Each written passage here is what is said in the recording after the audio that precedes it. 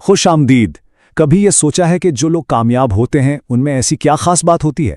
آج ہم کامیابی کے ایک بڑے زبردست فریم ورک پر بات کریں گے۔ یہ کچھ ایسے اصول ہیں جو سوچنے اور کام کرنے کے انداز کو بالکل بدل سکتے ہیں۔ تو چلیے اس میں گہرائی سے اترتے ہیں۔ سب سے پہلے تو کامیابی کے روایتی خیال کو ذرا چیلنج کرتے ہیں۔ یہ کوئی ایسی منزل نہیں ہے جہاں بس پہنچنا ہے، بلکہ یہ اس چیز میں مہارت حاصل کرنے کا نتیجہ ہے جو ہم کر رہے ہیں۔ سوچیں، کیا کوئی ایک دن میں ماہر موسیقار بن جاتا ہے؟ نہیں، وہ روزانہ کی مشق سے اس مقام تک پہنچتا ہے۔ جب کسی کھیل میں واقعی مہارت آ جائے تو کامیابی اس کا انعام ہوتی ہے۔ بس سوچ کا یہی فرق اس پوری بات کی بنیاد ہے۔ لیکن اس سے پہلے کہ کوئی باہر کا کھیل جیتے، اپنے اندر کا کھیل جیتنا بہت ضروری ہے۔ ہمارا پہلا ستون اسی بارے میں ہے۔ یہ سب کچھ ذہنیت، ویژن اور مقصد کے گرد گھومتا ہے، کیونکہ اصل جنگ جو ہے نا، وہ پہلے دماغ میں ہی جیتی جاتی ہے۔ اس ستون کو بنانے والے اصول یہ ہیں۔ ایک واضح ویژن، کیونکہ اگر اپنی منزل کا ہی نہیں پتا تو وہاں پہنچیں گے کیسے؟ جاگنے کا ایک مقصد جو ہر صبح بستر سے اٹھنے کی وجہ دے۔ شکر گزاری کے ساتھ مزید کی چاہ، یعنی جو کچھ ہے اس پر شکر کریں لیکن بہتر کی تلاش بھی جاری رکھیں۔ ذاتی ترقی، کیونکہ جتنا خود کو بہتر بنایا جائے گا اتنے ہی نئے مواقع کھلیں گے۔ اور سب سے اہم، اپنی توجہ کو ایک جگہ مرکوز کرنا۔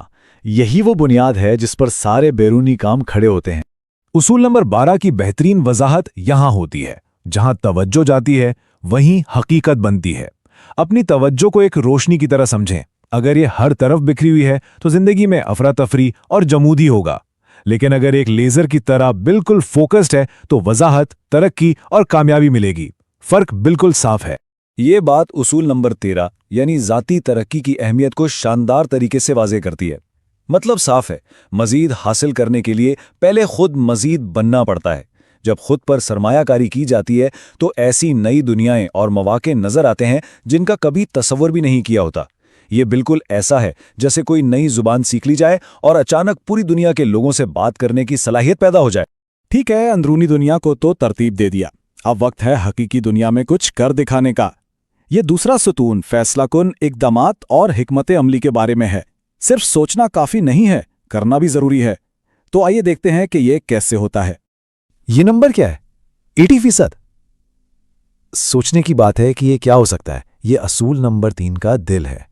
یہ ایک ایسا راز ہے جو پرفیکشنزم یعنی ہر چیز کو کامل بنانے کے اس چال کو توڑ سکتا ہے جو اکثر ہمیں آگے بڑھنے سے روکتا ہے۔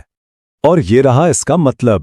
دنیا کو کسی ایسی چیز سے زیادہ فائدہ ہوتا ہے جو شاید مکمل نہ ہو لیکن موجود ہو، بجائے اس کے جو کامل ہو لیکن کبھی سامنے ہی نہ آئے۔ ٹیکنالوجی کی دنیا میں اسے منیمم وائبل پروڈکٹ یا MVP کہتے ہیں۔ اسے کیک کی طرح سمجھیں۔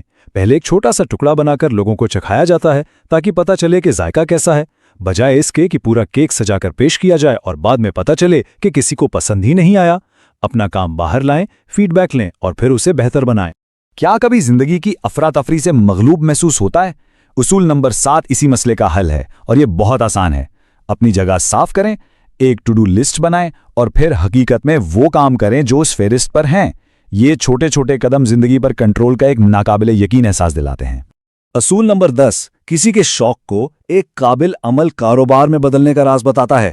یہ 4 اہم سوالات حل کرنے کے لیے ایک چیٹ شیٹ کی طرح ہیں۔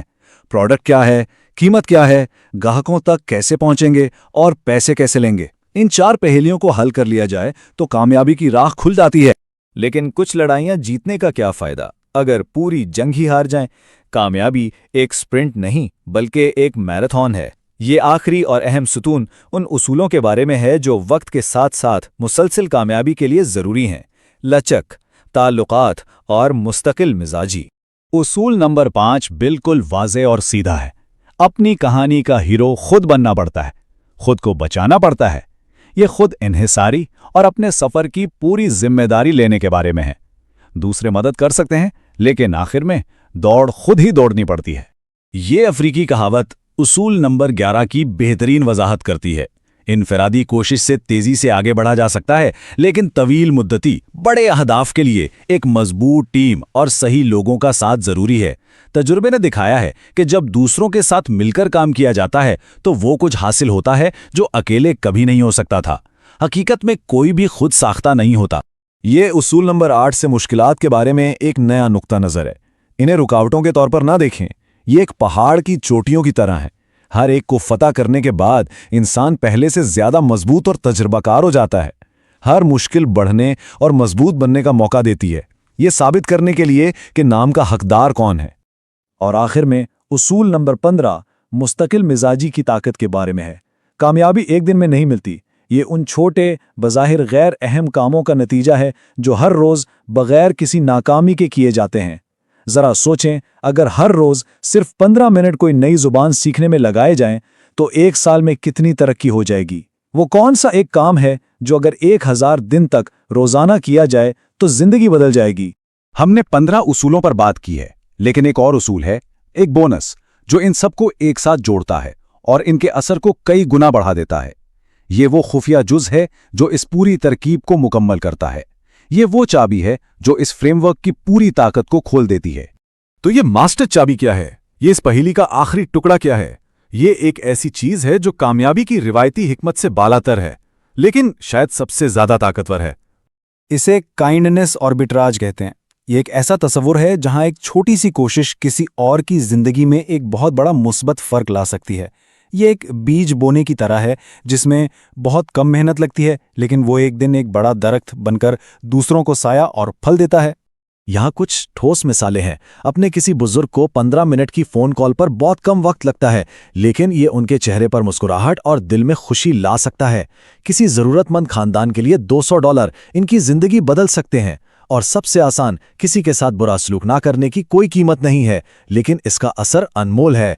तो इस सब के बाद सवाल ये है, वो कौन सा एक छोटा अमल है जिसे आज से रोज़ाना दोहराने का अहद किया जाए, चाहे वो ज़ाती तरक्की का हो, मुस्तकिल मिजाजी का या मेहरबानी का एक छोटा सा अमल। क्योंकि आखिर में हज़ारों मील का सफ़र भी एक कदम से ही शुरू होता है। वो पहला कदम क्या हो?